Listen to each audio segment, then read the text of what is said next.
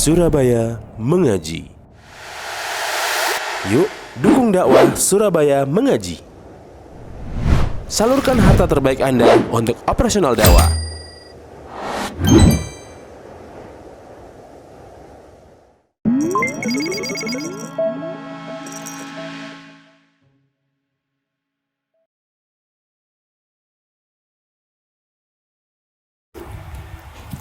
Bismillahirrahmanirrahim. Assalamualaikum warahmatullahi wabarakatuh.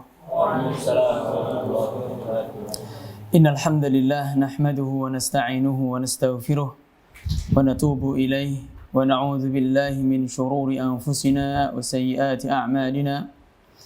Man yahdihillahu fala mudilla lahu wa man yudlil fala hadiya lahu.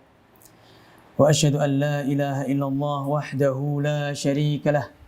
Wa asyhadu anna Muhammadan abduhu wa rasuluh la nabiyya wa la rasula ba'dah. Teman-teman sekalian, para kru Surabaya Mengaji,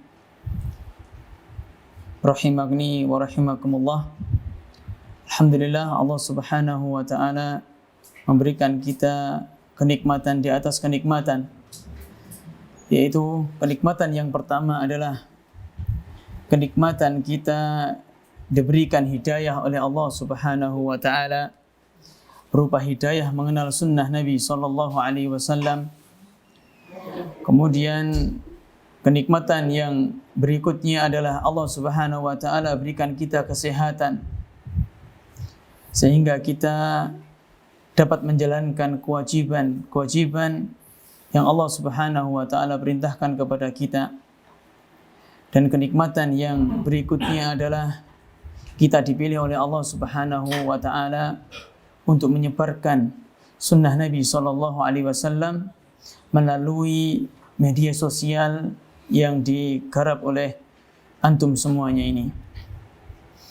Teman-teman sekalian, insyaallah pada pertemuan kali ini kita akan sedikit saling menasihati, tawasaw bil haqq wa tawasaw bis sabr, yaitu saling menasihati dalam kebenaran dan saling menasihati dalam kesabaran. Dan insyaallah ikhwani fillah rahimani wa rahimakumullah, untuk pembahasan yang diberikan oleh seksi dakwah pada kali ini adalah nasihat secara umum untuk pegawai dan motivasi semangat berdakwah. Nah, di sisi lain selain kita menjadi kru dakwah, ikhwah, kita di sini menjadi karyawan. Ya, kita menjadi karyawan. Dan kewajiban yang pertama yang harus ditunaikan seorang pegawai atau seorang penuntut ilmu atau seorang ustadz atau semua orang, ya, kewajiban yang pertama adalah mengikhlaskan setiap perbuatannya. Karena Nabi sallallahu alaihi wasallam beliau mengatakan innamal a'malu binniyat. Sesungguhnya amal ibadah seseorang itu, ya, bergantung dengan niatnya. Dan pada perkara-perkara yang mubah, perkara-perkara yang sifatnya mubah itu bisa mendapatkan pahala apabila disertai dengan niat. Oleh karenanya para ulama membuat kaidah, ya, la thawaba illa binniyah. Tidak ada pahala kecuali dengan niat. Contoh, kita semua ini ada yang masih jomblo atau semuanya sudah terbebas dari penyakit jomblo ini? Hah? Taib. Semoga Allah mudahkan. Taib. Kita sebagai seorang muslim, kita sebagai seorang suami, sebagai seorang orang tua atau ayah, kita punya kewajiban. Yang mana kewajiban tersebut adalah mencari nafkah. Nah, tatkala kita mencari nafkah, ya, apabila tidak kita hadirkan dalam kita bekerja, ya, kita hanya menjadikan aktivitas mencari nafkah itu hanya sebatas rutinitas sehari-hari, maka kita kehilangan banyak pahala di situ. Ya. Karena Para ulama telah mengatakan la thawaba illa binniyah. Tidak ada pahala kecuali dengan niat. Ya, antum berangkat dari rumah, ya, kemudian menuju ke tempat ini untuk bekerja. Ya. Apabila niat bekerja di situ adalah niat yang pertama melakukan kewajiban, kemudian kita meniatkan untuk menyebarkan ilmu, menyebarkan sunnah, maka Allah Subhanahu wa taala akan beri pahala kita sebesar keikhlasan kita kepada Allah Subhanahu wa taala. Namun apabila kita bekerja akan tetapi hanya ya selain mencari uang misalnya, hanya mencari nafkah, mencari penghasilan, akan tapi ada niat yang lain, niat yang buruk. Ya, ingin kabur dari istri. Ya, di rumah ngomel aja anak-anak, ingin kabur kita. Nah, ini sudah niat yang salah. Sehingga tatkala kita bekerja, ya Allah alam, apakah pahala kita bisa mendapatkan dengan secara sempurna atau kita hanya mendapatkan segelintir dari pahala dan kita banyak kehilangan pahala yang besar di situ. Nah, jadi kita harus mengikhlaskan. Tatkala kita bekerja, niatkan kita. Ya, bahkan Nabi SAW, man dalla ala khairin falahu ajrun mislu ajri fa'ilihi. Atau kama qala alaihi salatu wassalam, barang siapa yang menunjukkan suatu kebaikan, maka dia mendapatkan pahala, mendapatkan kebaikan sebagaimana orang yang melakukan kebaikan tersebut tanpa mengurangi pahala orang yang melakukan. Nah, antum ini Masya Allah. Ya. Antum Masya Allah, antum di balik layar semuanya. Ya, justru peluang untuk ikhlas lebih besar. Peluang untuk ikhlas lebih besar. Antum di balik layar gak dikenal oleh orang. Akan tetapi justru dengan semakin sembunyi-sembunyi itu, maka pahala semakin besar. Ya. Dan tatkala kita mengikhlaskan ibadah kita kepada Allah Subhanahu wa taala, ikhwah, dalam menyebarkan sunnah ini bisa menjadi pahala estafet untuk kita. Bukan hanya ustadz yang bicara yang akan mendapatkan pahala, tidak. Bukan hanya itu. Tapi antum jika niatnya ikhlas mengharap pahala dari Allah dalam menyebarkan sunnah ini, maka antum semua akan mendapatkan bagian yang sama. Dan dakwah kita itu seperti puzzle. Ya, saling melengkapi. Ya, ada yang misalkan takhusus dalam bidang hadis, ada yang bagian takhusus dalam bidang tafsir, dalam bahasa Arab, ya, dalam fikih, dalam akidah, ya, dan ada bagian yang menyebarkannya. Dan antum termasuk orang yang bagian yang menyebarkan tersebut. Ya. Bahkan tatkala seandainya kita ceramah ustadz atau suatu kebaikan itu melalui tangan antum semua tersebar dan ada satu saja yang mendapatkan pahala, yang melakukan atau yang mendapatkan petunjuk tersebut, maka antum juga kecipratan pahalanya semua. Jadi eman sekali apabila antum semua ya tidak mengikhlaskan diri kepada Allah Subhanahu wa taala. Dan kalau kita mengharapkan gaji di dunia ini, gaji kita nggak besar, kecil gaji kita. Ya, mungkin sebagai kru, mungkin saya nggak makan bahas, mungkin kecil, nggak begitu besar. Ya, di dunia nggak mendapatkan gaji besar, di akhirat tidak mendapatkan apa-apa. Ini rugi kita.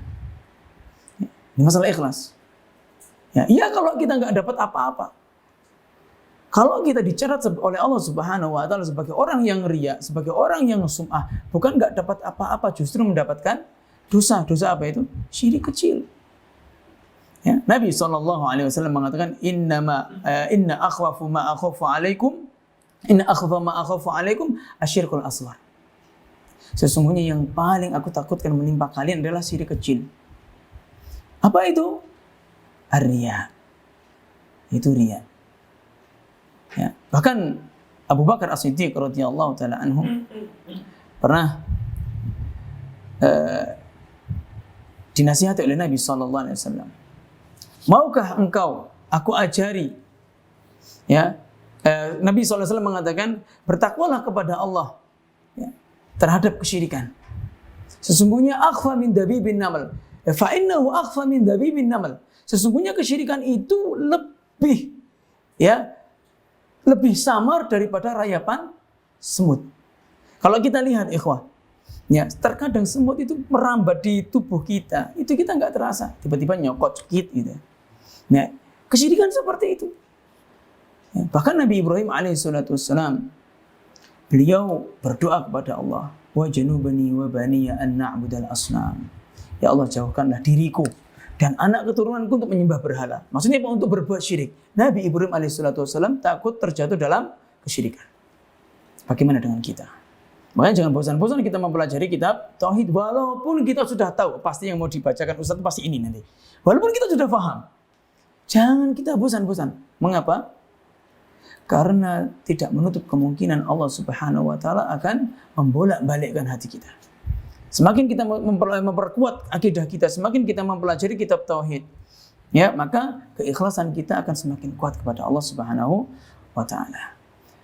Kemudian Abu Bakar tadi ketika dikasih tahu oleh Nabi SAW, beliau bertanya, "Wahai Rasulullah, bagaimana kita ini? Ya, apa yang harus kita perbuat? Bagaimana kita bertakwa kepada Allah dari kesyirikan ini? Sedangkan itu lebih samar dari rayapan semut." Kemudian Nabi SAW mengajarkan, ya, maukah aku ajari, jika kau katakan ini maka akan hilang besar atau kecil dari kesyirikan. Kemudian Nabi SAW mengajarkan, ucapkan, Allahumma inni a'udzubika an usyrika bika wa ana a'lam wa astaghfiruka minadz-dzambi alladzi la a'lam. Ya Allah, aku berlindung kepadamu dari kesyirikan yang aku ketahui, dan aku berlindung kepadamu dari dosa-dosa yang tidak aku ketahui. Yang pada intinya apa? Ya, Nabi SAW mengkhawatirkan ya, tentang masalah kesyirikan ini. Dan syirik ini walaupun kecil maupun besar itu tidak bisa diampuni dosanya. Ya, tidak bisa diampuni oleh Allah Subhanahu wa taala. Solusinya apa? Kita memperbanyak istighfar, perbanyak taubat dari kesyirikan tersebut. Dan ini yang pertama yang harus kita lakukan sebagai karyawan, yaitu apa? Mengikhlaskan diri. Karena tujuan utama kita adalah menggapai apa? Pahala dari Allah Subhanahu wa taala. Ini juga nasihat untuk diri saya sendiri.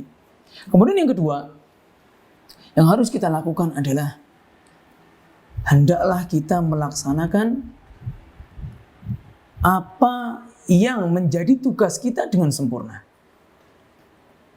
Ya. Kita ditugaskan untuk ngedit, ya kita edit aja. Ya, karena kita sebagai karyawan harus mentaati peraturan. Dan Nabi SAW mengatakan al-muslimuna ala syurutihim. Seorang muslim itu atau kaum muslimin itu ya harus memenuhi syarat-syarat yang telah dibuat. Berbeda dengan orang munafik. Orang munafik membuat syarat tapi melanggar. Ya. Orang Yahudi membuat syarat tapi mengingkari. Adapun orang yang beriman, orang yang beragama Islam, orang yang muslim, yang benar keislamannya, maka dia harus memenuhi syarat-syarat yang telah disepakati. Ya. Illa, kata Nabi, illa syartan harrama halalan au ahalla haraman. Kecuali syarat yang di dalam syarat tersebut ada sesuatu yang mengharamkan sesuatu yang halal atau menghalalkan sesuatu yang haram. Ya, misal, saya ambil contoh. Dalam muamalah, kita membantu sesama muslim, hukumnya bisa jadi sunnah, bisa jadi sampai derajat wajib. Menghutangi sesama muslim, hukumnya kita anggaplah sunnah. Betul? Tatkala kita memberi syarat, nah nanti ana pinjam uang antum 1 juta, bisa. Kemudian kita ana pinjami uang antum 1 juta, tapi tolong ya, ana bisa ndak ana tiap hari tiap pada zuhur saja, ya, ana parkir di tempat antum. Karena kalau di depan masjid misalnya atau di depan kantor itu panas, bisa ndak dari habis zuhur sampai asar saja. Nah, syarat di sini ada unsur apa ini? Ada unsur manfaat. Ya, berarti apa? Menghalalkan riba di situ. Ya, Nabi SAW mengatakan, kullu qardin jara bihi manfa'ah fahuwa riba. Setiap hutang yang di situ ada manfaat bagi yang menghutangi, maka itu terdapat riba. Dan riba kita ketahui haram dan dosa besar. Nabi SAW mengatakan, la'anallah akilur riba wa mukilahu wa syahidaihi wa katibahu wa qalahum sawa wa qalahum fil wizri sawa. Allah melaknat pelaku riba, yang makan riba, yang rentenirnya, nasabahnya, yang memberi makan riba, ya, dua saksinya dan penulisnya. Kata Nabi SAW, mereka itu dalam dosa sama. Ya, ini dikarenakan apa? Dikarenakan mereka saling tolong menolong dalam perbuatan dosa. Ya. Jadi antum harus melakukan SOP. Misalkan dalam SOP, ya, dalam kesepakatan kerja tersebut, ya, harus datang jam 8 sampai jam 4. Misal. Maka antum harus sesuai dengan syarat tersebut. Datang jam 8, pulang jam 4, jangan pulang duluan. Kecuali ada uzur, maka wajib meminta izin kepada pimpinan. Ya, kalau setiap hari anak ada uzur, nah ini lain. Ini bukan uzur ini namanya. Ya, namanya mundur.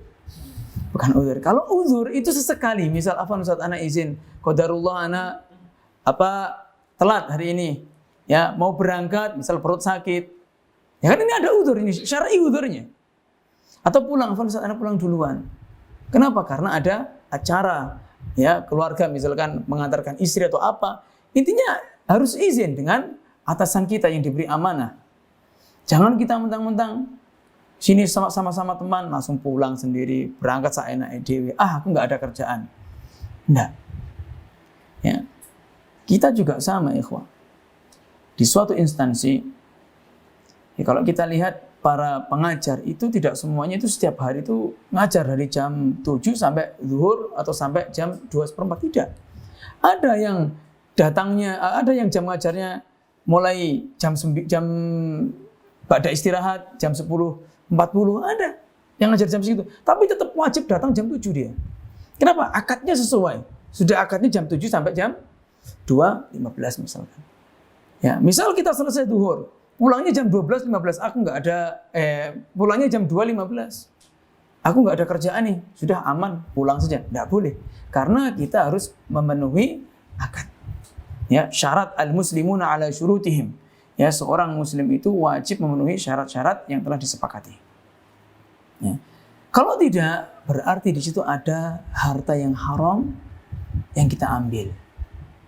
Ya, dan saya dalam hati ini nggak mungkin seorang pemimpin atau seorang atasan itu ikhlas secara murni membiarkan anak buahnya keluar masuk, ya, atau masuk jam 8 lebih, misalnya akadnya jam 8. Pasti ada yang gerundel. Misalkan Afwan tadi, oh iya, tapi pasti di hati ada yang gerundel. Itu pasti. Maka seorang karyawan harus tahu di situ. Karena ada harta yang memang di situ itu bukan hak kita. Sebagaimana kita tatkala kita nggak masuk, kita ingin mendapatkan gaji penuh, ya apa tidak? Antum izin sakit, dipotong gajinya, gerundel antum. Padahal itu bukan hak antum mendapatkan gaji karena antum nggak kerja kan? Ya, begitulah seorang pimpinan atau seorang yang memberi wewenang ke antum, ya, antum ketika antum telat gerundel hatinya.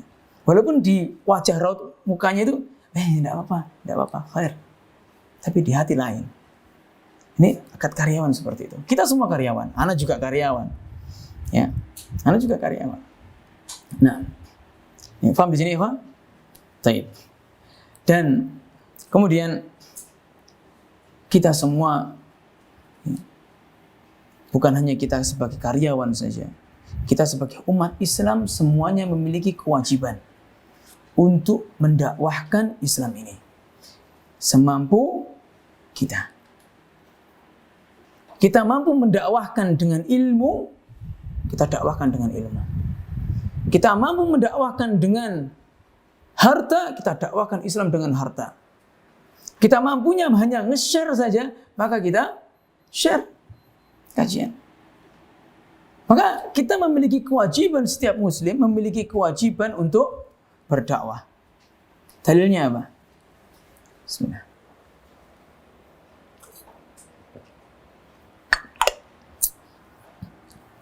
Antum semuanya sudah hafal. Dalam surat Al-Asr, Allah mengatakan wal 'asr, demi masa. Innal insana lafi khusrin, sesungguhnya manusia itu dalam keadaan rugi. Kecuali illal ladzina amanu, kecuali orang-orang yang beriman. Wa 'amilus shalihat, dan beramal soleh. Wa tawasau bil haqqi, dan saling menasihati dalam kebenaran. Wa tawasau bis sabr, dan saling menasihati dalam kesabaran. Allah mengatakan, tidak mengatakan khusus orang yang wajib berdakwah itu orang berilmu saja, tidak. Tapi berdakwah itu ada porsinya. Ada orang yang berdakwah dengan ilmunya, maka ini harus orang yang berilmu. Ada orang yang berdakwah dengan hartanya, bagi orang-orang yang kaya mungkin membiayai majelis ilmu atau membangun sekolah-sekolah. Ya. Ada orang yang ada kalanya dia itu berdakwahnya dengan nge-share. Ya. Ana sampaikan, mungkin antum merasa ya, ana hanya share-share saja, belum melihat manfaatnya. Mungkin. Tapi saya lihat di Surabaya mengaji, Masya Allah, manfaatnya banyak. Ini di keluarga saya sendiri. Keluarga saya sebelumnya orang awam semua. Saya nggak sebut. Faham maksudnya ya? Nah, keluarga saya awam. Orang tua saya, kakak, adik saya, paman-paman saya. Semuanya orang awam. Kalau saya menasihati langsung, itu pasti namanya keluarga. Kamu siapa? Kon sopo mbiyen? Sik cilik tak gendong terus ngomong kayak gitu. Orang tua sekarang dulu, orang tua tuh kayak gitu semua. Nah, gimana strategi dakwah saya? Ana ambil potongan-potongan kajian Ustadz. Ana jadikan status WA. Kalau ana share di grup keluarga, itu saya hampir yakin paling ceramah kayak kira didengerin. Kayak gitu. Nah, saya buat status. Kan dilihat sama dia. Alhamdulillah dilihat. Lama-lama subhanallah. Ya. Adik saya itu bertanya, loh Mas, kok bisa ini haram, kenapa? Nah ini berarti sudah mengena ini. Ini sudah mengena dakwah kita itu. Saya sudah membuat, dalam hati sudah masuk. Saya sudah punya ingin tahu lebih dalam. Maka kita jawab. Begini dan begitu. Ya. Kemudian dulu yang viral, ada yang masalah seperti Paitren. Itu ada keluarga yang Masya Allah, yang masa Ustadz ini, kalau ini Paitren itu haram, masa Ustadz ini gak tahu. Nah ya gitu. Ya, kita tetap share. Pelan-pelan. Masalah ikut MLM dan sebagainya gak boleh. Nah kita share di status. Lama-lama bertanya, kok bisa? Kenapa? Kita kan gak tahu kapan Allah memberikan hidayah mereka. Ya. Dan Alhamdulillah Allah Subhanahu Wa Taala berikan hidayah. Ya, walaupun belum 100%, tapi setidaknya mereka telah meninggalkan seperti khurafat, kesyirikan, jimat itu tidak ada, alhamdulillah. Nah, dengan apa? Dengan status. Ini lingkup kecil saya. Bagaimana antum semua yang sampai mancanegara, sampai dari Sabang, mungkin tarafnya internasional. Ya, jika ada orang yang membaca, melihat video, dan terutama yang saya rasakan manfaat itu di potongan-potongan, bukan kajian yang full. Potongan-potongan itu manfaatnya sangat besar. Ya, manfaatnya sangat besar. Potongan-potongan. Karena apa? Orang awam itu malas mendengarkan kajian. Ya, dia itu ingin cari tahu hukum yang pendek. Misalnya nih, saya ingin mencari tahu hukum BPJS kesehatan. Ini saya rasakan. Boleh atau tidak? Ada kajian di YouTube 4 menit. Ada 8 menit lebih saya. Ada 1 menit yang saya klik yang 1 menit dulu. Kita mungkin merasakan seperti itu. Ya, betul kan? Itu manfaatnya. Jika antum bisa merangkum kajian, memberikan kajian cuma 1 menit saja, itu manfaatnya orang-orang itu lebih banyak daripada daripada yang video-video yang panjang. Orang-orang yang video-video panjang itu konsumsinya penuntut ilmu, konsumsinya orang-orang yang ingin mendengarkan ilmu dari awal sampai akhir. Terkadang orang itu hanya mendengarkan saja. Hanya ingin tahu intinya nggak boleh atau boleh gitu aja. Nggak peduli dalilnya apa. Nah, terkadang kita seperti itu. Ya, makanya itu Masya Allah. Ya. Dan manfaatnya di kita itu besar. Manfaatnya kita tuh sangat besar. Ya. Terutama kru, terutama antum semua. Ya, bukan apakah manfaatnya lebih besar mana Ustaz? Yang ngedit atau ustadznya atau semua, tapi semuanya sama ikhwah. Semuanya sama insya Allah. Ya. Karena apa? Semua bekerja dalam bidangnya masing-masing. Taib. Innamas shadaqatu lil fuqara'i wal masakin wal 'amilina 'alaiha. Sesungguhnya zakat itu diberikan kepada fakir, miskin, terus kemudian dan salah satunya ada 8, yang ketiga siapa? Wal 'amilina 'alaiha, dan amil zakat. Yang antum pahami amil zakat itu seperti apa? Yang kelola zakat, yang ditunjuk oleh pemerintah. Ya, kalau panitia zakat sama amil zakat beda. Yang ditunjuk oleh pemerintah. Itu saja. Yang membagikan, yang mengambil, terus apa lagi? Yang membagikan, yang mengambil zakat, terus sekretarisnya pun juga ambil zakat termasuknya. Yang nulis, yang mendata, satpamnya pun juga termasuk ambil zakat. Dan bagiannya sama masing-masing. Ya. Jadi divisi antum bisa ada yang divisinya ngetik-ngetik, ngedit-ngedit. Ada yang divisinya apa? Aku enggak tahu divisinya apa. Saya ngerti itu sendiri paling ngedit itu. Ya, sama share itu. Ada yang divisinya balas chatting. Ada yang divisinya apa ya, intinya semuanya punya bagian masing-masing. Dan insya Allah tatkala kita ikhlaskan niat kita kepada Allah, itu semuanya sama. Bukan yang paling ngedit pasti yang paling banyak pasan, tidak. Atau akhirnya aku pengen jadi editor semua. Kalau jadi editor semua, gimana? Gak jalan. Kan gitu. Paham di sini, Pak? Jadi harus saling melengkapi. Sebagaimana saya katakan, dakwah itu seperti puzzle. Ya, saling melengkapi satu dengan yang lainnya. Sebagaimana kita tahu kampus, dalam sebuah pondok atau kampus, jika di dalam pondok itu hanya ada ustadz saja, nggak akan jalan pondok itu. Nggak ada santrinya soalnya. Ya. Atau santri saja, nggak jalan juga, nggak ada yang belajar, nggak ada yang ngajari. Ya. Atau hanya santri sama ustadznya saja. Mungkin jalan beberapa menit, beberapa hari kemudian sudah tutup. Karena butuh yang namanya sarana dan prasarana, mulai kitab, ya, mulai yang bersihkan. Masa ustadznya suruh bersihkan juga, ya kan nggak benar juga. Nah, saling membantu, ya. Dan antum tahu Nabi SAW, kisah mungkin antum sudah ketahui bahwasanya Nabi SAW memuliakan tukang sapunya Masjid Nabawi pada waktu itu. Tatkala tukang sapunya Masjid Nabawi pada waktu itu, dia gemar menyapu. Kemudian qadarullah wafat di malam hari. Ya, kemudian dimakamkan pada malam itu juga. Di pagi harinya Nabi SAW tanya, "Loh, mana ini tukang sapunya? Kok enggak ada?" Kemudian sahabat melihat, "Tufiya fil barihah." Wafat wahai Rasulullah di malam. Nabi marah. "Loh, kenapa kok kalian enggak ngabari saya? Tunjukkan kuburannya." Kemudian beliau sallallahu alaihi wasallam salat di atas kuburannya. Tapi salat apa ini? Salat jenazah atau salat ghaib. Bukan salat yang ada rukuk dan sujud, enggak boleh di atas kuburan.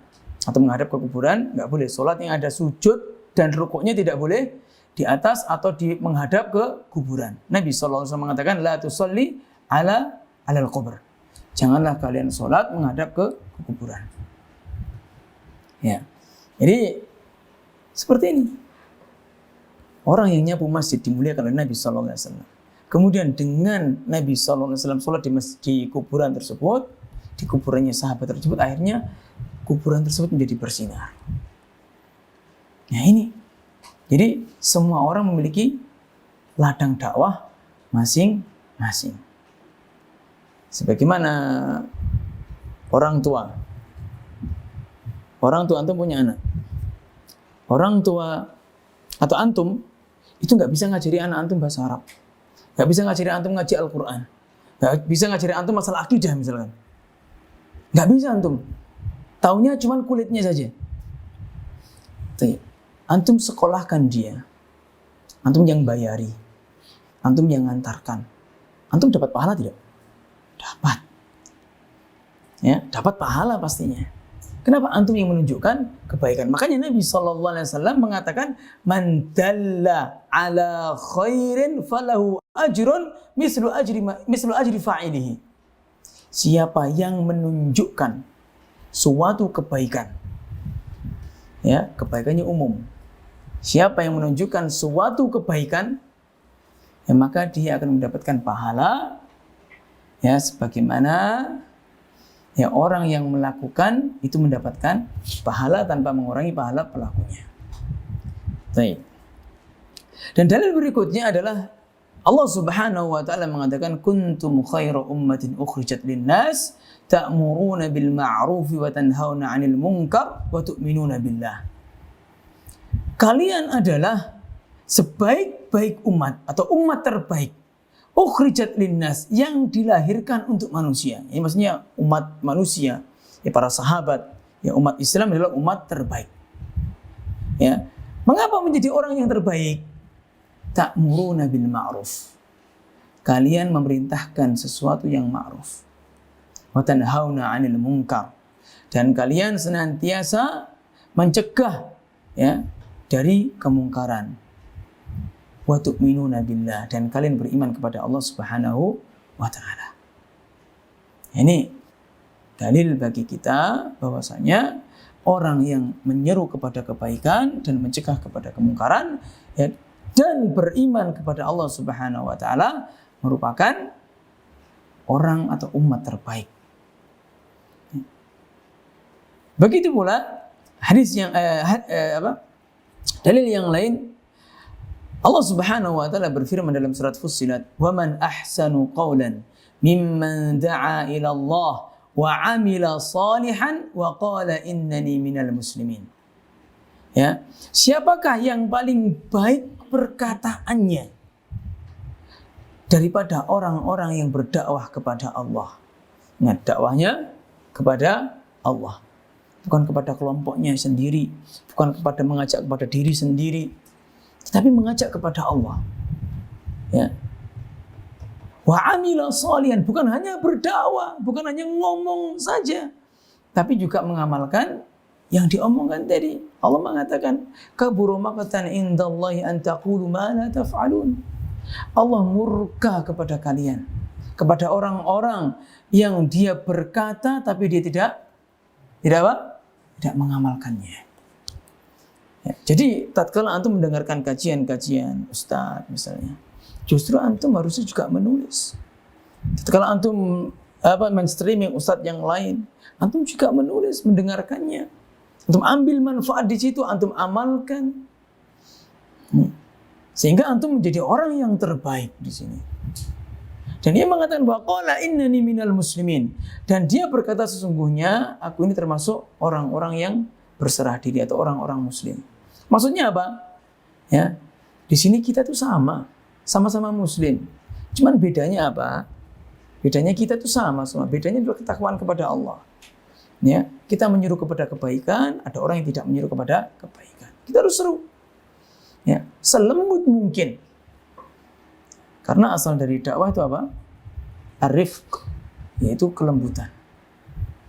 Asal dari dakwah adalah kelembutan. Dan orang yang berdakwah dengan cara yang kasar, ya, itu bukan asal dari dakwah. Allah sendiri yang mengatakan dalam surat Ali Imran, "Fabima rahmatin minallahi linta lahum." Dan sungguh atas rahmat dari Allah, kaum Muhammad menjadi orang yang lembut. Jadi orang yang lembut atas rahmat dari Allah. Mintalah kita agar Allah Subhanahu wa taala melembutkan hati kita, melembutkan diri kita. Ya. Fabima rahmatin minallahi linta lahum walau kunta fadhdhan ghalidhal qalbi la faddu min hawlik. Kalau engkau Muhammad menjadi orang yang keras, yang congkak hatinya, maka para sahabatmu itu akan kabur dari sisimu. Ya. Dan Nabi SAW itu dipuji oleh Allah Subhanahu wa taala, wa innaka la'ala khuluqin azim. Sesungguhnya engkau itu wahai Muhammad merupakan orang yang akhlaknya sangat agung. Ya. Dan kita harus mencontoh Nabi SAW bukan hanya masalah akidah, masalah keyakinan saja ikhwah. Tapi masalah muamalah. Ya, Allah mengatakan sendiri, laqad kana lakum fi Rasulillahi uswatun hasanah liman kana yarjullaha wal yawmal akhir wa dzakarallaha katsira. Dalam surat Al-Ahzab, sungguh telah ada pada diri Rasul sallallahu alaihi wasallam, Muhammad sallallahu alaihi wasallam, uswatun hasanah. Uswah, panutan yang baik. Ya. Bagi siapa yang mengharap pahala, mengharap Allah, liman kana yarjullah, dan mengharap hari akhir, mengharap surga, dan bagi orang-orang yang wa dzakarallaha katsiran, dan banyak mengingat Allah Subhanahu wa taala. Jadi kita ini sebagai umat Islam, hendaklah kita mencontoh muamalah Nabi sallallahu alaihi wasallam, bukan hanya keyakinannya. Tatkala kita hanya mengajarkan keyakinan saja dan kita meniadakan amalan, apa bedanya kita dengan orang Murji'ah? Bukankah orang Murji'ah itu mengatakan amalan itu tidak menambah keimanan? Sah? Sah? Benar? Sah. Kita hanya mengkaji akidah saja. Ya, ini saya jangan dipotong ini, nanti saya mengkaji akidah ini apa? Merendahkan kajian akidah. Tidak, maksudnya apa? Kita hanya mengkaji akidah saja dan kita nggak mau mengamalkan, gitu maksudnya. Ya, kita kajian akidah saja, nggak mau kajian-kajian yang sifatnya amalan. Ya, agar kita memperbanyak amalan, kita nggak mau mengamalkan. Sehingga hanya keyakinan saja tapi amalnya bodong. Hanya kita melakukan yang wajib-wajib saja. Atau mungkin kita malah terjatuh pada sesuatu yang haram. Ya, oh nggak masalah kita itu berdusta, yang penting kan apa akidah kita lurus. Nah, itu perkataannya nggak benar juga. Ya, ini nggak benar juga. Sehingga tatkala kita itu mempelajari akidah, ya kita juga mempelajari apa yang namanya ibadah-ibadah yang lain, ikhwah. Dan salah satu mengapa Allah Subhanahu wa taala menjadikan rukun Islam yang pertama itu ada dua. Apa itu? Syahadat la ilaha illallah, kemudian apa? Syahadat Muhammadun Rasulullah, Muhammad Rasulullah. Karena pada syahadat la ilaha illallah itu adalah berkaitan dengan keyakinan kepada Allah Subhanahu wa taala. Baik keyakinan berkaitan dengan uluhiyah, rububiyah maupun asma wa sifat. Sedangkan Muhammadur Rasulullah yaitu melazimkan seseorang itu mengikuti Nabi Shallallahu alaihi wasallam dalam beramal. Jadi bukan hanya keyakinan kita saja, bukan hanya diyakini. Agama kita itu bukan hanya keyakinan, tapi keyakinan, amalan, dan ucapan. Itu iman. Ya. Paham di sini, Pak? Baik. Kemudian, dan dalil kewajiban kita yang lain, kewajiban umat Islam berdakwah kepada Allah Subhanahu wa taala, Allah mengatakan, ya, mengkisahkan Luqman, ya, wa'mur bil ma'ruf wanha 'anil munkar wasbir 'ala ma asabak inna dzalika min azmil umur. Ya, perintahkanlah manusia itu kepada untuk mengerjakan yang ma'ruf, mengerjakan kebajikan, mengerjakan kebaikan. Ya. Kebaikan itu ada dua. Kebaikan yang sifatnya wajib dan kebaikan yang sifatnya sunnah. Begitu pula keburukan, wanha 'anil munkar. Dan laranglah manusia atau cegahlah manusia dari kemungkaran. Kemungkaran juga ada dua. Kemungkaran yang sifatnya haram dan kemungkaran yang sifatnya makruh. Makruh itu mungkar. Ya, makruh itu larangan. Ya. Makanya ada dalil. Apakah larangan ini sifatnya haram atau makruh? Makruh itu larangan. Jangan mentang-mentang makruh kita lakukan, keliru. Ya, kalau mubah, ya, antum lakukan boleh, antum enggak lakukan juga boleh. Tapi kalau makruh, antum harus tinggalkan karena itu merupakan kemungkaran. Ya, kalau kebaikan ada dua, ada yang sunnah, ada yang wajib. Seperti itu. Faham di sini, Pak? Dapat dipahami? Baik. Kemudian wasbir 'ala ma asabak, dan bersabarlah terhadap apa yang menimpamu.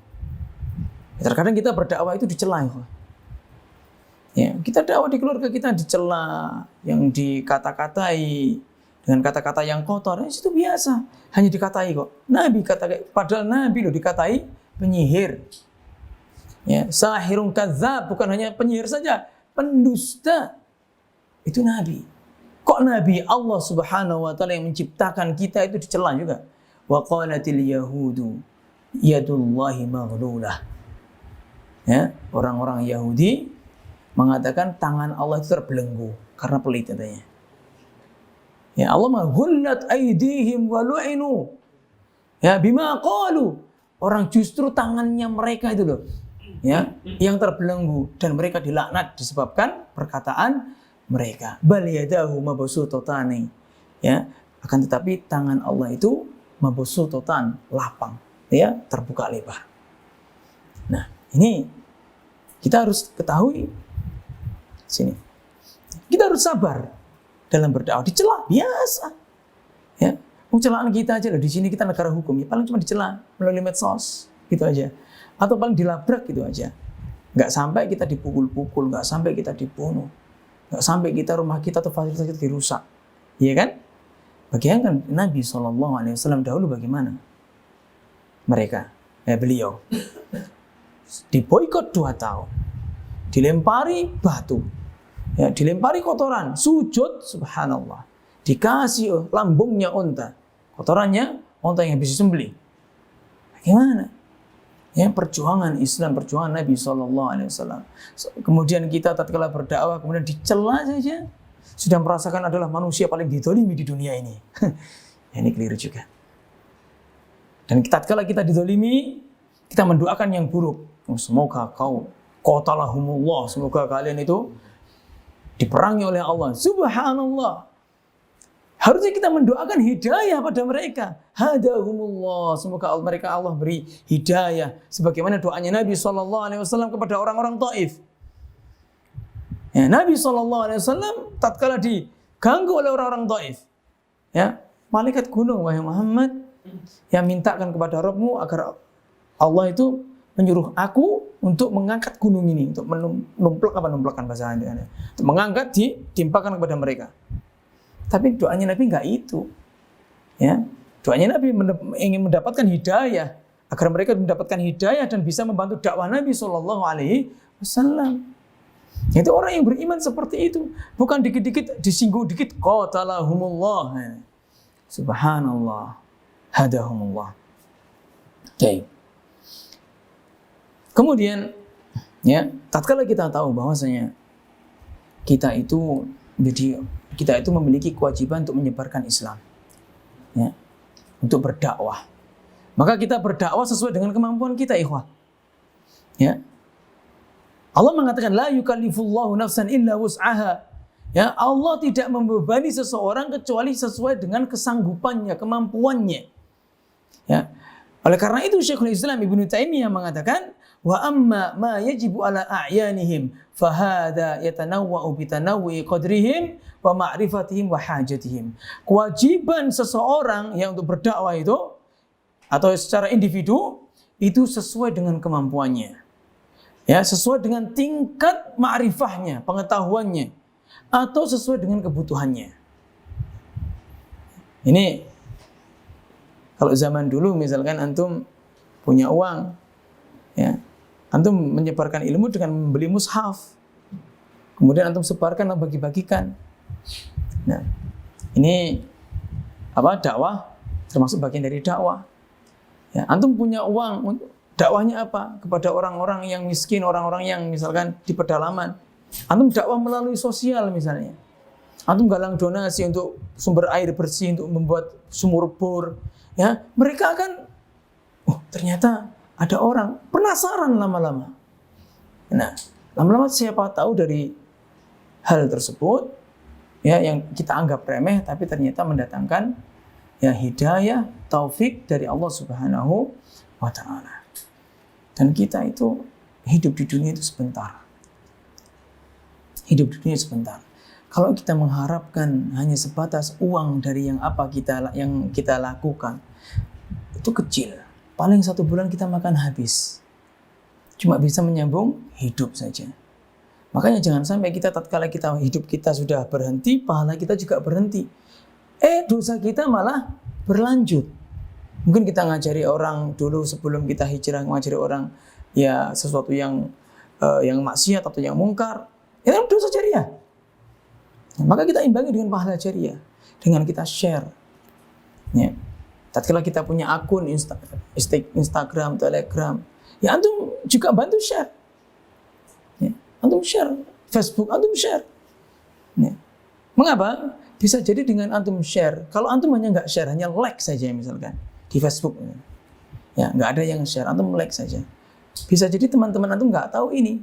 Tapi kalau antum share, bisa jadi orang yang awam pun yang menjadi teman antum bisa mengambil ibrah di situ. Nah, ini dakwah. Ya, semampu kita. Mampunya nulis buat flyer, tulisan kata-kata. Kita misalkan baca kitab atau baca artikel, ternyata ada kutipan yang sangat menarik. Antum kopas, ya, antum buat flyer, ya, antum share. Masya Allah, itu juga menjadi ladang pahala di situ. Ya. Dan dalil yang terakhir, Nabi SAW mengatakan kepada kita, kepada semua yang mendengar hadis ini, Nabi mengatakan, man ra'a minkum munkaran falyughayyirhu biyadihi. Siapa yang melihat kemungkaran maka rubahlah dengan tangan kalian. Merubah dengan tangan ini ada tanda kutip kata para ulama. Ini bagi orang yang memiliki kekuasaan. Contoh sebagai suami yang menasihati istri itu boleh dengan tangan. Tapi tentu dengan bayan dulu, dengan penjelasan dahulu. Allah mengatakan wallati takhafuna nusyuzahunna fa'idhuhun. Jika kau takut istrimu itu melakukan nusyuz, membangkang pada dirimu, pada para suami, fa'idhuhum, berikan mau'idhah. Nasihat dengan cara yang benar, ya, nasihatnya benar, caranya juga benar. Enggak bisa. Wahjuruhunna fil madaji'. Hajar, jangan disapa, jangan dijak ngomong, ya, di kamar mereka, tinggalkan dia. Biar dia merasa. Kan wanita kalau kita diem itu, kenapa sih kan itu? Wanita bingung dia. Ya. Kemudian enggak bisa wadribuhun, pukul. Ya, kalau yang mukul kita karena kita suami. Ya, jangan istri orang antum pukul, tukaran antum, ya, atau anak orang antum pukul, tidak boleh. Kalau anak antum tidak masalah antum pukul, ya. Fal yughayyiru biyadihi. Sebagaimana penguasa, ya, penguasa, presiden itu memiliki kekuasaan. Tatkala ingin mentertibkan nggak bisa, sudah pakai, misalkan dipenjara, ditangkap, ya, itu tidak masalah bagi mereka. Tapi bagi kita nggak bisa kita. Karena apa? Ini bukan makom kita. Jadi falyughayyirhu biyadihi bagi yang memiliki kekuasaan wilayah di situ. Ya. Misal seperti sini ketuanya antum. Ya, Mas Reza. Anak buahnya misalkan bawahannya melanggar, misal nih, telat terus. Ya. Kalau sesama karyawan nasihati aja pakai mulut. Nasihati baik-baik. Tapi untuk masalah pecat memecat urusan antum? Bukan. Urusan atasan. Karena yang atasan yang memiliki wilayah. Nah, fa'in lam yastati'. Apabila nggak mampu melakukan dengan tangan, kita nggak mampu nih. Fabilisani, dengan lisannya, dengan menasihatnya dengan baik. Fa'in lam yastati' fabiqalbih. Jika nggak bisa, maka dengan hati kita. Wadzalika adhaful iman. Yang demikian ini merupakan selemah-lemahnya iman. Dan wajib kita tatkala ada kemungkaran itu hati kita mengingkari. Bukan isbeni jarno. Itu salah ikhwah. Biarin saja. Itu salah. Harus kita ada rasa tidak suka dengan kemungkaran tersebut.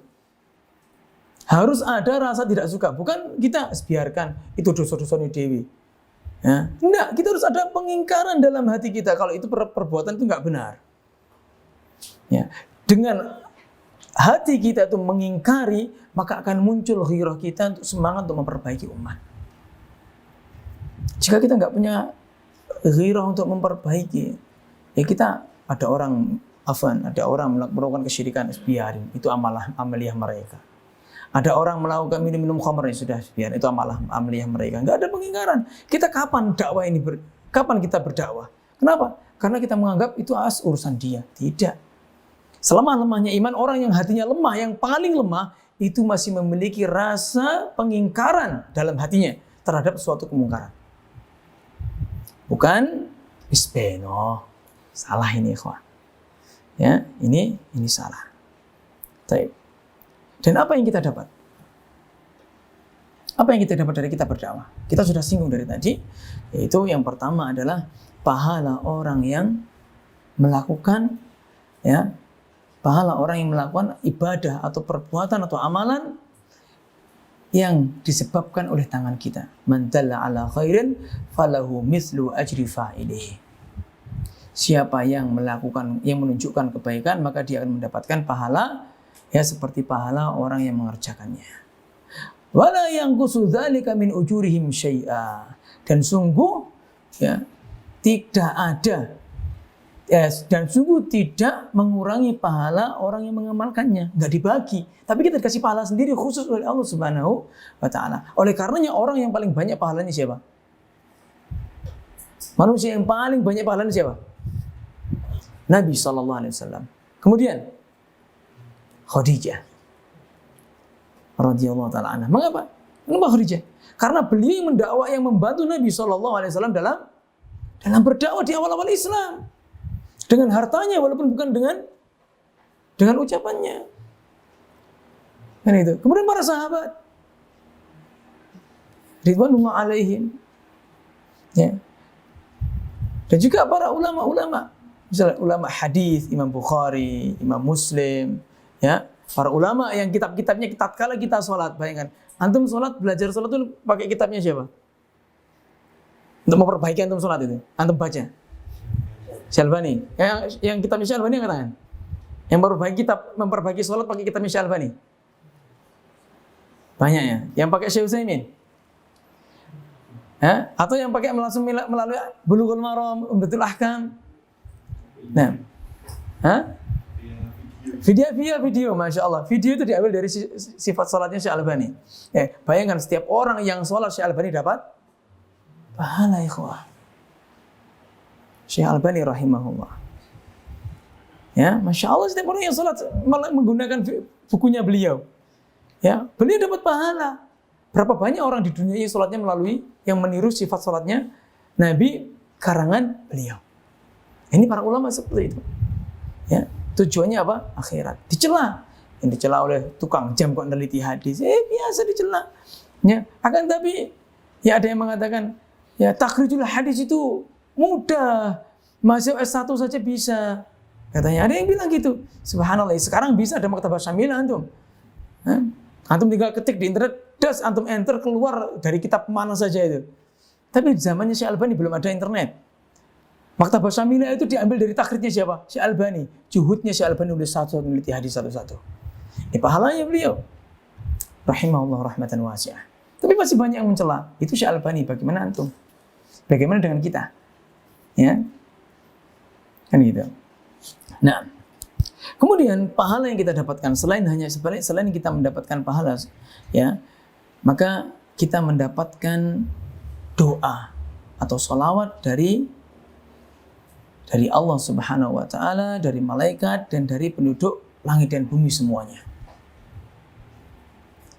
Ya, Nabi SAW mengatakan, innallaha wa malaikatahu wa ahlas samawati wal ard hatta an-namlata fi juhriha la yusalluna ala muallimin nasil khair.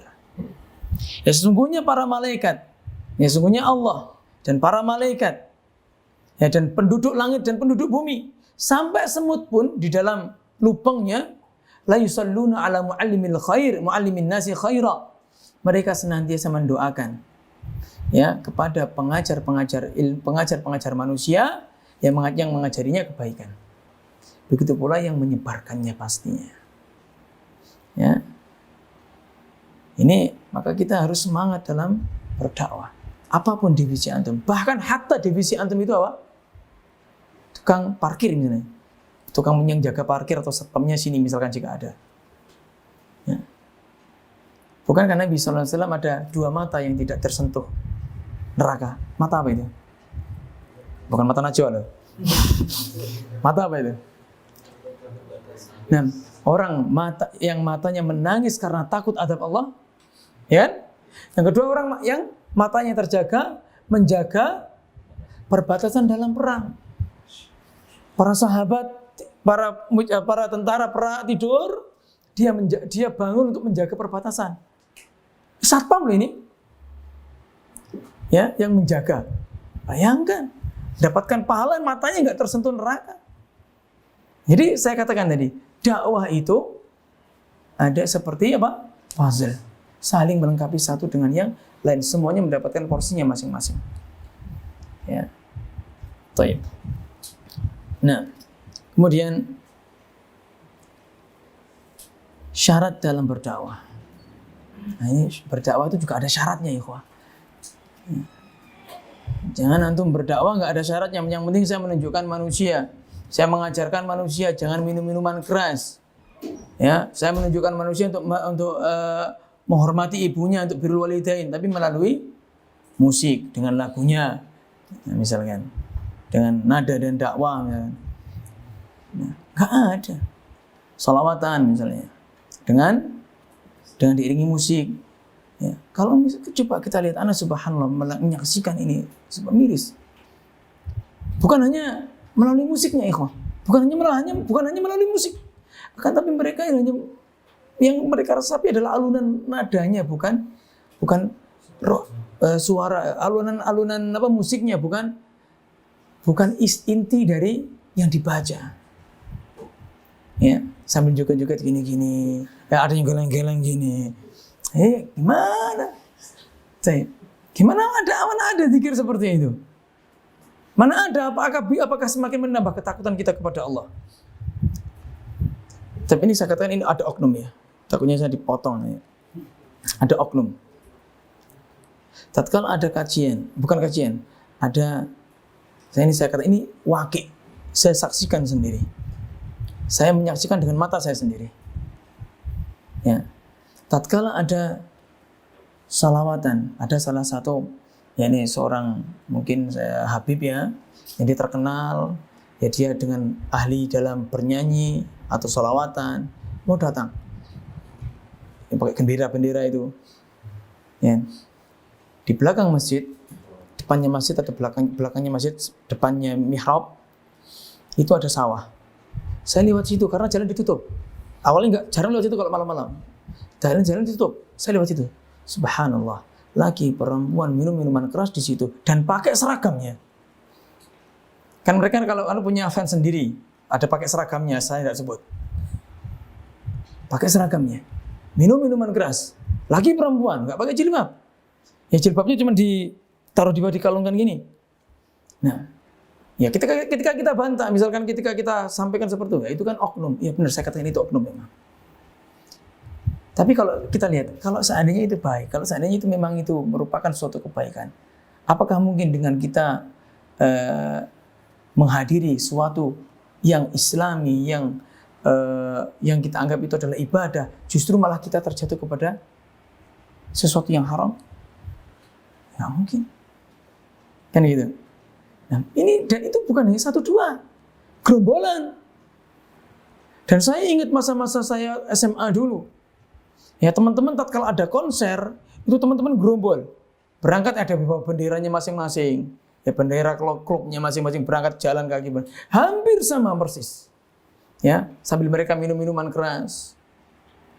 Nah, ya seperti itu. Dan kalau misalkan hanya ditaruh di botol, di teh, botol teh misalkan, diminum, mungkin saya bisa husnudzon. Kalau mungkin minum teh. Tapi itu tidak.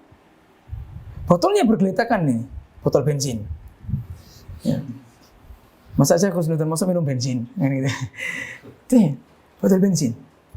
Subhanallah. Dan ini terjadi. Besok paginya anak cek bener apa enggak, anak lewat situ. Ternyata botol-botol berserakan di situ. Betul. Saya nggak sebut lokasinya di mana. Dan ini saya saksikan sendiri.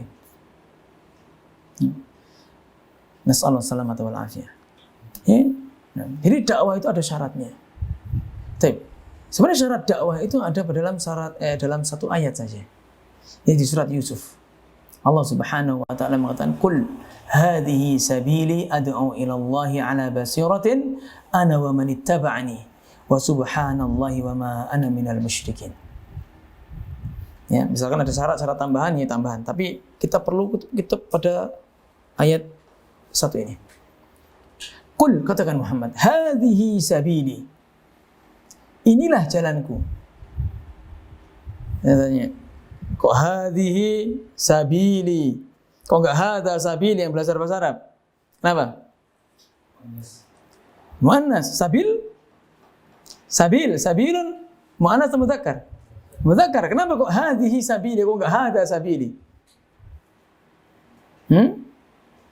Limada? Karena di situ ada badal yang mahdhuf. Aslinya hadhihi da'watu sabili. Ini dakwah jalanku. Aslinya gitu. Tapi dihilangkan badalnya. Maka hadhihi sabili. Makanya bertanya, kok hadhihi sabili? Ana tanya cari-cari tafsir, ya. Tak baca-baca kok enggak ada yang bahas ini. Ana cari di i'rabul Quran. Kok hadhihi? Ternyata hadhi ada badal yang mahdhuf, badal yang hilang. Hadhihi da'watu. Ini dakwah sabili jalanku. Nah, hadhihi sabili, dakwah ini adalah jalanku. Ad'u ila Allah. Aku berdakwah kepada Allah. Ala basiratin, di atas ilmu. Ana wa man ittaba'ani. Aku dan yang mengikutiku. Wa subhanallah, dan maha suci Allah. Wa ma ana minal musyrikin.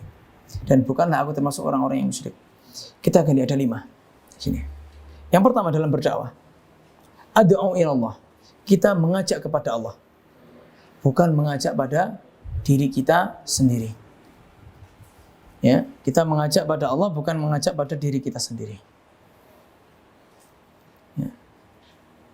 Kalau kita mengajak kepada Allah, tatkala kita, yang penting kita sampaikan Al-Quran dan Sunnah, kita dicela, nggak masalah. Yang terpenting apa? Aku mengajak kepada Allah. Kita dikritik, nggak masalah. Yang penting saya menyampaikan apa yang hak. Ya.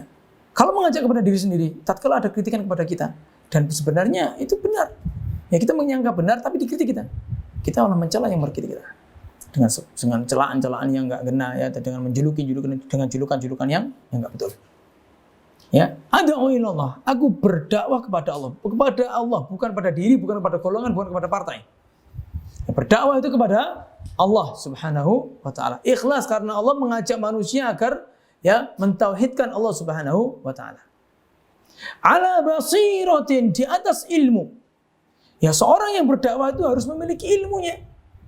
Dan yang didakwakan itu juga ilmu. Ya. Di antaranya Al-Qur'an dan Sunnah. Kita harus mengetahui Al-Qur'an dan Sunnah tatkala ingin menyampaikan. Tatkala ingin berdakwah kita harus yang kita sampaikan adalah Al-Qur'an dan Sunnah. Menurut pemahaman para sahabat. Bukan pemahaman kita sendiri. Ya. Kita harus menyebarkan Al-Quran dan Sunnah menurut pemahaman para salaf, para sahabat. Baik. Kalau menurut pendapat sendiri, saya katakan ada sebuah kaidah. Anda pernah mendengar ini ya? Al-hukmu yaduru ma'a illatihi wujudan wa adaman. Pernah mendengar kaidah ini? Hukum itu berputar berdasarkan sebabnya. Jika ada sebab, maka hukum itu ada. Jika tidak ada, maka hukum itu tidak ada. Contoh, anggur. Halal atau haram? Anggur, buah anggur. Halal, halal jelas. Jus anggur, halal atau haram? Halal. Jus anggur kurang dari 3 hari, nabid anggur, halal haram? Halal, nabid. Halal, karena belum ada khamar. Jus anggur lebih dari 3 hari atau lebih menjadi khamar. Halal atau haram? Haram. Setelah 2 bulan menjadi cuka. Enggak memabukkan sudah. Jadi hukumnya halal atau haram? Halal kembali. Jadi hukum itu berputar berdasarkan sebabnya. Padahal satu bahan. Ya kan? Taib. Hukum berputar pada sebabnya. Paham ini contohnya? Salah satu diwajibkan jilbab. Allah mengatakan, "Dzalika adna ay yu'rafna fala yu'dzain." Ya, Allah perintahkan Nabi untuk mengabarkan bahwasanya ayat ini turun, ayat hijab turun, ya, untuk kepada istri Nabi, anak-anak perempuannya dan wanita-wanita kaum muslimin, kaum muslimat, agar menjulurkan jilbabnya ke seluruh tubuhnya. Dalam surat Al-Ahzab, Allah mengatakan, "Dzalika adna ay yu'rafna fala yu'dzain." Ada 2 sebab di sini. Mengapa kok disuruh berjilbab? Yang pertama, agar dikenal sebagai orang muslim atau muslimah. Yang kedua, agar tidak disakiti. Dua sebab. Paham? Baik. Kalau kita ambil dengan pemahaman kita sendiri, ya, dengan kaidah yang tadi, pemahaman kita sendiri dan dengan kaidah yang tadi, maka setiap wanita yang hidup dan dia sudah diketahui muslimah, orang muslimah, ya, dan di negara tersebut negara yang aman, maka dia tidak wajib pakai jilbab. Mengapa? Kan ilahnya sebabnya apa? Agar diketahui dia sebagai wanita muslimah dan agar tidak disakiti. Sekarang orang nggak pakai jilbab sudah tahu pakai dia muslimah atau tidak dengan KTP-nya misal, ya kan? Dan kita hidup di negara kita aman, nggak disakiti, ya kan? Berarti apakah hukum jilbab itu gugur disebabkan sebabnya nggak ada? Tidak. Kenapa? Karena sudah terjadi konsensus pada waktu itu. Ya, ijma para ulama bahwasanya jilbab itu hukumnya wajib. Siapa yang menyelisih ijma, maka ya tidak dianggap pendapatnya. Nah, ini pentingnya kita memahami pemahaman dari pemahaman para sahabat, dari para salaf terdahulu. Nah, paham di sini? Nah, di ala basiro di atas ilmu di atas Al-Quran dan Sunnah, ala fahmi salaf, menurut pemahaman para sahabat. Ya. Baik. Kemudian ana wa manittaba'ani, aku dan orang-orang yang mengikutiku. Ya, syarat yang ketiga tatkala kita berdakwah adalah mengikuti metode Nabi Shallallahu Alaihi Wasallam dalam berdakwah, yaitu tidak menggunakan wasilah yang haram untuk berdakwah. Ya, wasilahnya halal asalnya, untuk pakai video enggak masalah. Yang terpenting jangan sampai menggunakan wasilah yang haram. Misal dengan diiringi musik, ya, wasilah itu perantara yang haram. Itu tidak boleh. Kita berdakwah menggunakan perantara yang haram, tidak boleh. Dakwah kita itu suci, jangan dinodai dengan perantara yang haram tersebut. Ya. Misal sedekah halal atau haram? Halal. Ada orang miskin, ada orang kaya pelit. Antum mencuri dari orang kaya tersebut, antum berikan kepada orang miskin. Saya tanya, antum dapat pahala atau dapat dosa? Ya? Dapat dosa antum. Ya kan? Kenapa antum mencuri? Antum mencuri. Tidak boleh. Maka wasilah dakwah itu hukum asalnya mubah. Tapi kalau seandainya wasilah itu adalah wasilah yang haram, maka hukumnya ikut haram. Paham di sini, ya? Jadi harus mengikuti metode dakwah Nabi, menggunakan ya wasilah atau sarana dakwah yang halal atau minimal mubah. Misal antum ya karena ingin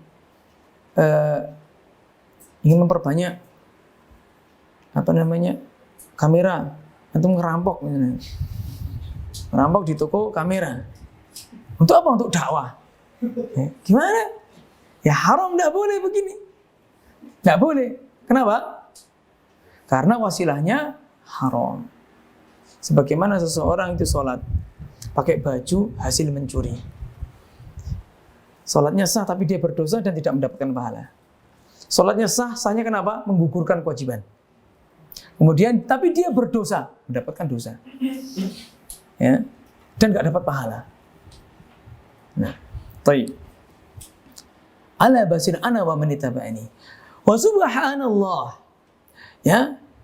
Kriterianya adalah seorang yang pendakwah itu mensucikan Allah Subhanahu wa taala dengan mentauhidkannya, ya, dengan beribadah kepadanya. Baik ibadah adalah ibadah sunnah maupun ibadah wajib, berzikir, mengamalkan ilmunya. Wa subhanallah, maha suci Allah, mensucikan Allah. Ya.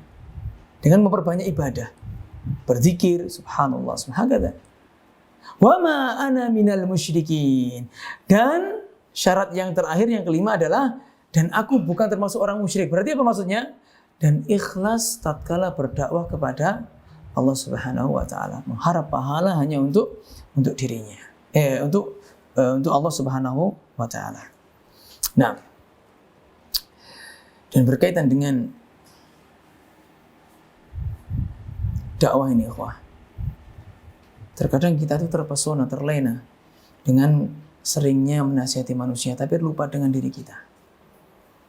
Ibnul Jauzi rahimahullah dalam kitab As-Saydul Khatir, beliau pernah mengatakan duduk menangis terseduh-seduh tatkala di hadapan muridnya. Mengapa?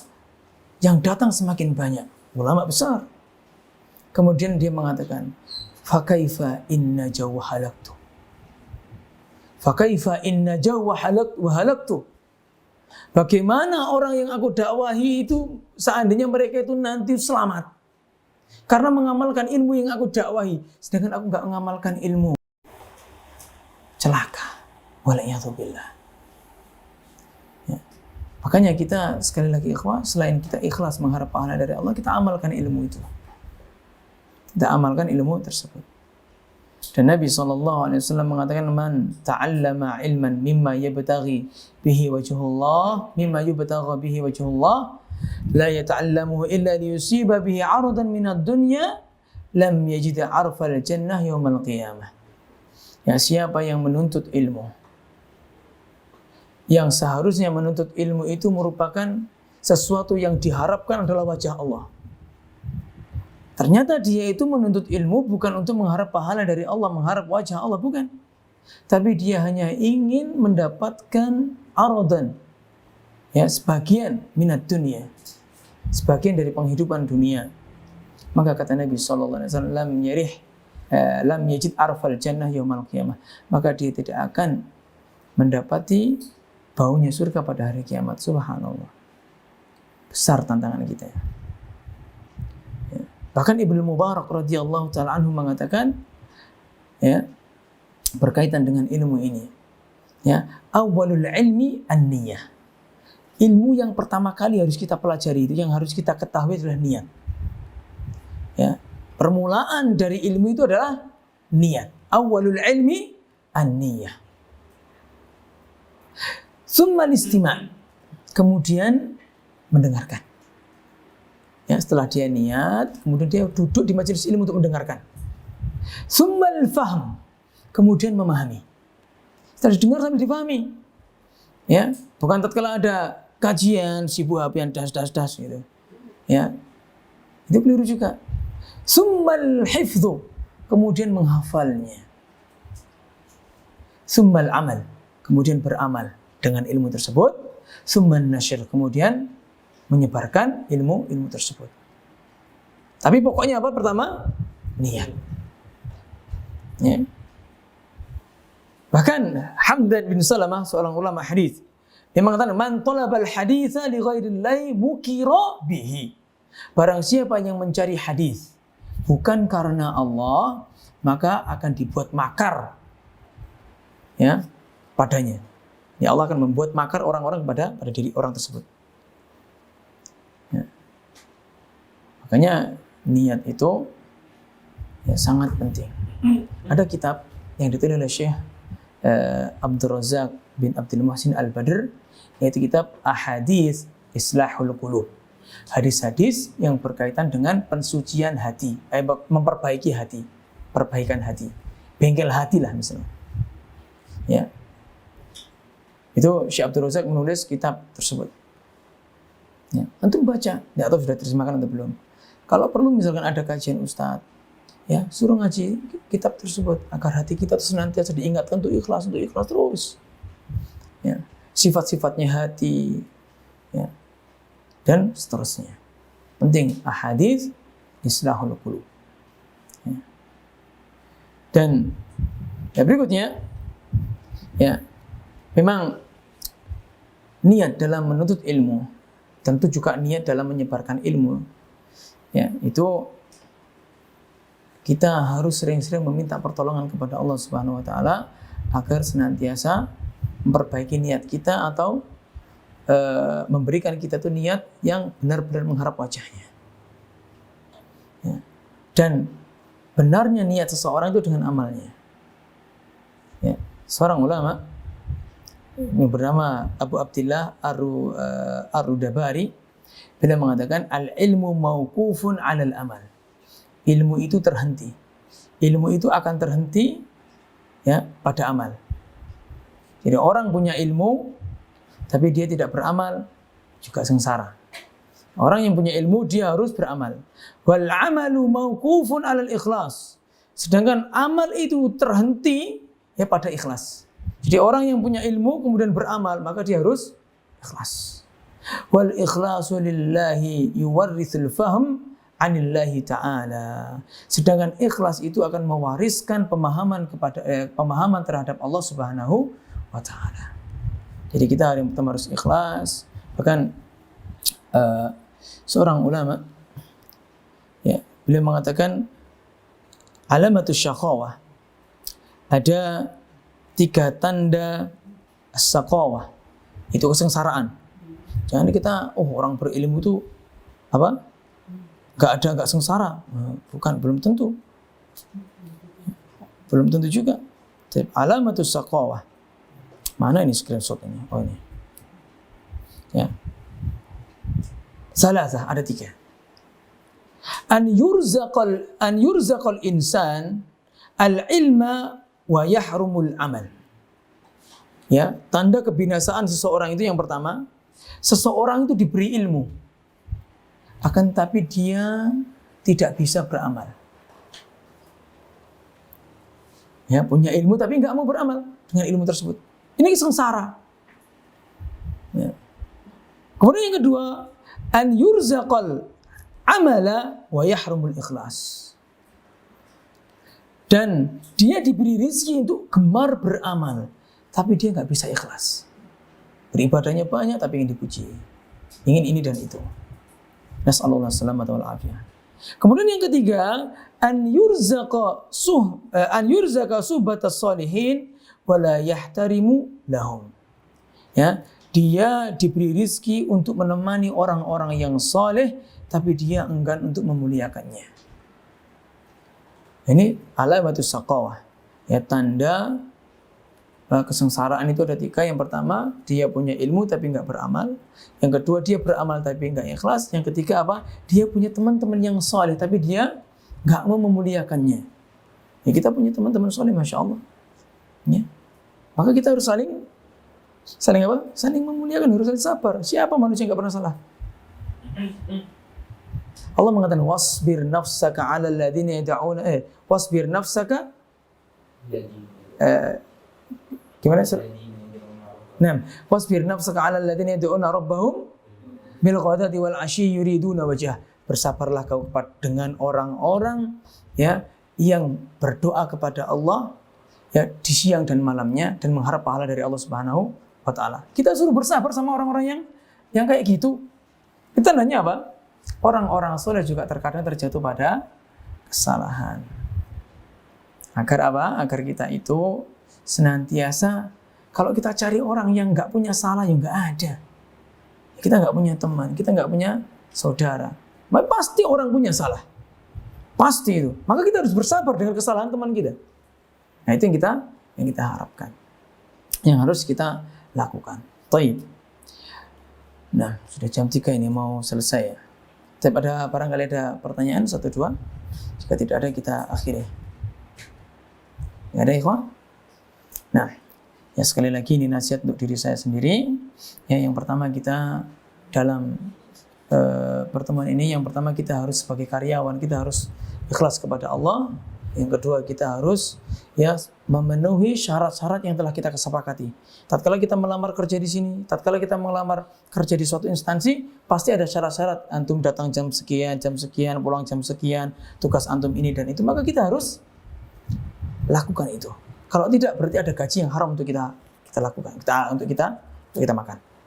Dan gaji yang haram tatkala kita makan dan tatkala kita berikan kepada orang yang kita cintai, anak kita, istri kita, ya, Nabi sallallahu alaihi wasallam mengatakan, kullu lahmin nabata min sukhtin fannaru aula bihi.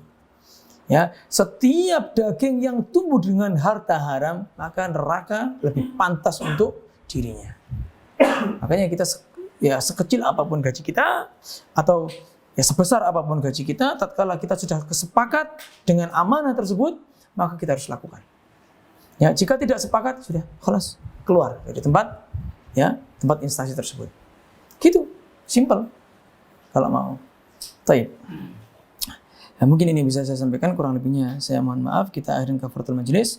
Subhanakallahumma wa bihamdika asyhadu an la ilaha illa anta astaghfiruka wa atubu ilaik. Assalamualaikum warahmatullahi wabarakatuh.